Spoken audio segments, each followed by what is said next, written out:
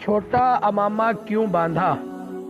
مولانا یوسف رحمتہ علیہ قاضی قسطنطنیہ نماز پڑھ کر مسجد سے نکلے تو دیکھا کہ دروازے پر وزیر اعظم کا چوبدار کھڑا ہے جو انہیں بلانے کے لیے آیا تھا۔ اس وقت مولانا چھوٹا امامہ باندھے ہوئے تھے اور چھوٹا امامہ باندھ کر بارگاہ وزارت میں جانا بے ادبی شمار کیا جاتا تھا، مگر اس عالم ربانی کے دل نے یہ گوارا نہ کیا کہ دربار خداوندی کی حاضری تو چھوٹا امامہ باندھ کر دیں اور وزیر اعظم کی حاضری کے لیے بڑا امامہ زیب سر کریں۔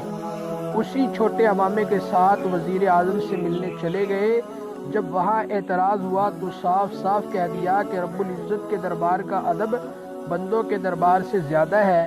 میں نے یہی امامہ باندھ کر خدا کے دربار میں حاضری دے دی ہے، اس لیے میری ایمانی غیرت نے گوارا نہیں کیا کہ خدا کے دربار سے زیادہ بندوں کے دربار کا ادب کروں، لہذا میں مسجد سے یہی امامہ باندھ کر چلا آیا۔ وزیر اعظم مولانا کی اس صاف گوئی سے بہت خوش ہوا، یہاں تک کہ حضور سلطانی میں اس نے مولانا کی اس ادا کو بیان کیا اور بادشاہ نے بھی اس کو پسند کیا۔ سبحان اللہ۔